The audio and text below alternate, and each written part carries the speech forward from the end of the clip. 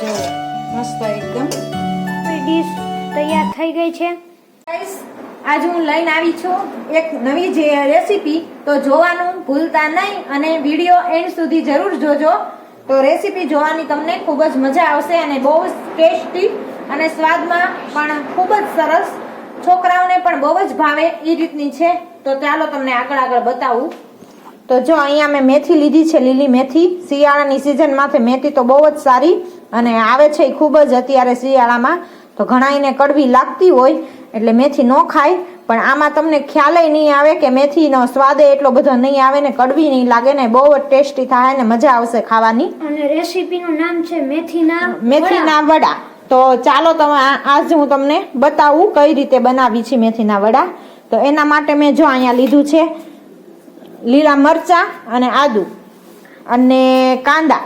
એને આવી રીતને લાંબા લાંબા સુધારીને પછી આ રીતની એની એક એક પીસની કળી કરીને અલગ અલગ છૂટી છૂટી આપણે કરી નાખવાની છે. આ રીતે આપણે બધી છૂટી છૂટી કરી નાખવાની છે. અને પછી લીધું છે અહીંયા ગાજરને ખમણી લીધું છે. પછી લીધો છે 1 કપ ચણાનો લોટ, 1 વ્હાઈટ કપ. અને આ છે ચોખાના પૌવા.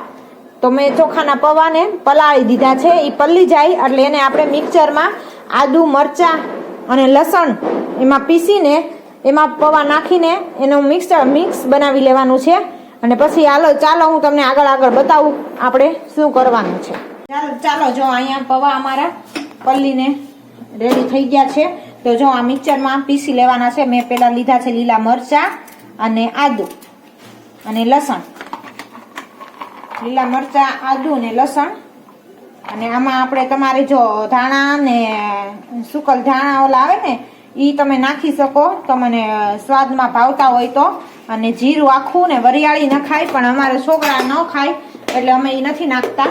તો જો આ રીતે અને આમાં નાખી દીધા છે પૌવા. આમાં પૌવા મિક્સ કરી દેવાના છે.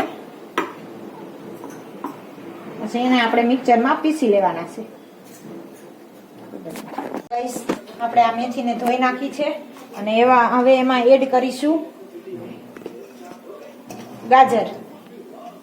આમાં તમારે જેટલા વેજીટેબલ નાખવા હોય તમે નાખી શકો. જો કોબી પણ ખમણીને નાખી શકો, નાખ્યું હોય તો. ગાજર નાખ્યું છે. પછી જો આ રીતની કાંદા કટિંગ કરી લીધું છે એ નાખ્યું. અને ચણાનો લોટ. પછી જે આપણે આ પેસ્ટ બનાવી છે એ એમાં એડ કરી દેવાની છે, પૌવાની. અને આદુ, લસણ ને લીલા મરચા આ બધી પેસ્ટ એમાં નાખી દેવાની છે.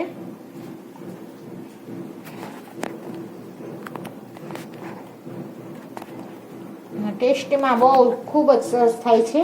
છોકરાઓને નાસ્તા માટે બનાવી દેવા હોય ને તો એ બહુ મજા આવે એવા થાય છે. તીખું છે. અમારા કીર્તનભાઈને ચાલુ થઈ ગયું મોઢું, એને તો મોઢામાં પાણી આવે. અમારે કાંક નવી રેસીપીનું નામ પડે ને એટલે એને બહુ જ ભાવે બધું, એટલે એને મોઢામાં પાણી આવી જાય. જો આ બધું એડ કરી દીધું આમાં. પછી નાખશું આપણે કોથમીર એડ કરશું એમાં. ધાણા ભાજી એડ કરી દીધી. પછી આમાં થોડોક આપણે મિક્સ કરશું ઘઉંનો જાડો લોટ, ભડકું.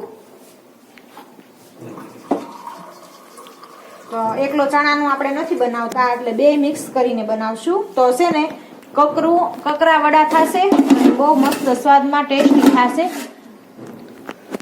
થોડોક આપણે નાખશું ઘઉંનો જાડો લોટ, એટલે ખાવાની બહુ જ મજા આવે કકરા થાય ને એટલે.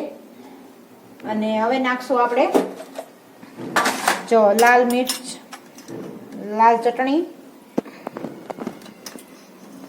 સ્વાદ પ્રમાણે તમે નાખી શકો, તમારે જેટલું તીખું કરવું હોય. જો લીલા મરચા તીખા હોય તો ચટણી થોડીક ઓછી નાખવાની, નકર વધારે પણ નાખી શકો. અને ધાણા જીરું નાખવાનું, ધાણા જીરું પાવડર. અને હળદર.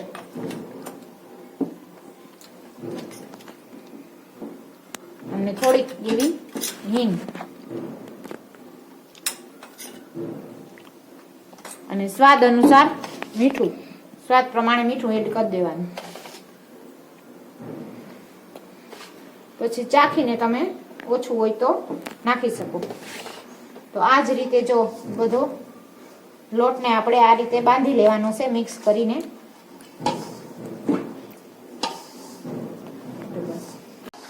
તો જો આમાં આપણે લીંબુ પણ એક નાખી દેવું, એક સ્વાદ પ્રમાણે ખટ મીઠા થાય એટલે. અને થોડી ગળાશ પાણ માટે ખાંડના થોડાક દાણા નાખી દેશું એટલે ખટ મીઠા લાગે આપણને મસ્ત ટેસ્ટી. જેટલું લાંડે નાખી દેવું બસ. તો ગાઈઝ જો આ આપણો લોટ બંધાઈને રેડી થઈ ગયો છે અને હવે આપણે એને હાથ વડે આ રીતને નાની નાની થેપલી બનાવવાની છે. અને લોટમાં પાણી નાખવાની તમારે જરૂર નહીં પડે, એમનેમ જ તે બંધાઈ જશે, મિક્સ થઈ જશે બધું. તો જો આ રીતને ગોળ ગોળ કરીને થેપલી બનાવી નાખવાની છે અને પછી એને તેલ મૂકીને ધીમા ગેસે તળવાની છે. તો ચાલો આગળ જોતા રહ્યો. તો આ રીતે આપણે હાથ વડે આમને પોળી કરીને થેપલી આ રીતના વડા બનાવવાના છે.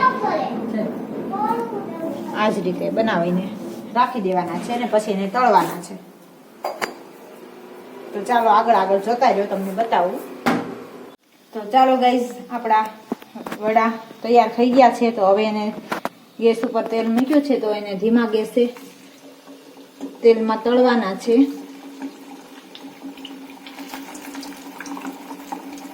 ધીમા તળવાના એટલે અંદરથી બધાય કાચા નો રહે, અંદર બધાય ચડી જાય અને ઉપર બહુ લાલ પણ ન થાય.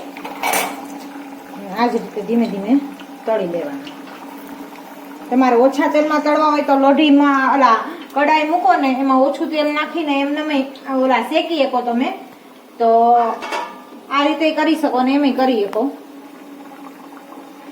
ચાલો આગળ બતાવું તમને કેવા તૈયાર થાય છે અને સ્વાદમાં કેવા થાય છે. અમને તો જોતા જ એટલા મસ્ત લાગે છે ને કે મોઢામાં પાણી આવે છે. કા કીર્તનને તો બહુ ઉતાવળ છે, ક્યારે હવે બને એટલે હું ખાઈ લઉં. જો અમારા આરાધ્યાને ભૂખ લાગી ગઈ છે.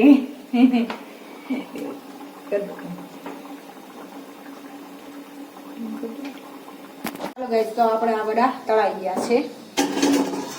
જો મસ્ત એકદમ ટેસ્ટી બની ગયા છે. આ રીતે આપણે તળી લેવાના છે એને. તો કીર્તનને પછી ટેસ્ટ કરવા બિહારી આપણે કેવા બન્યા છે સ્વાદમાં અને બધે. તો કીર્તન આપણને બતાવશે. આપણી ડીશ તૈયાર થઈ ગઈ છે અને ખૂબ જ તમે જોઈ શકો છો મોઢા પાણી આવી જાય એવું થાય છે. અને આ રેસીપી તમે એકવાર જરૂરથી ટ્રાય કરજો. અને હું મારો રિવ્યુ આપી દઉં પહેલા. આલ્યો કીર્તનને તો રિવ્યુ પેલા આપવાનું હોય, એને પેલા અમારે પેલા એને ટેસ્ટ કરવાનું હોય. ગમે એ વસ્તુ બનાવે એટલે કીર્તનભાઈને ટેસ્ટ કરવાની. કા ચાલો તો જો બનાવેલા ચાખીને કહી દો કેવાક બન્યા છે. હરવાર મરચાઈ ખાજો. કા સ્વાદમાં સરસ બન્યા ને. ગરમ હજી મોઢામાં નાખી દીધું છે. બહુ મસ્ત છે ને. તો ચાલો જો આ રીતે અમારા અહીંયા વડા તળાવવા માંડ્યા છે. તો આજના વિડીયોનો એન્ડ અહીંયા જ કરીશું. તો લાઈક કરો, શેર કરો અને સબસ્ક્રાઇબ કરો. અને એકવાર આ રેસીપી જરૂરથી ઘરે ટ્રાય કરજો. બહુ જ મજા આવે અને મસ્ત લાગશે.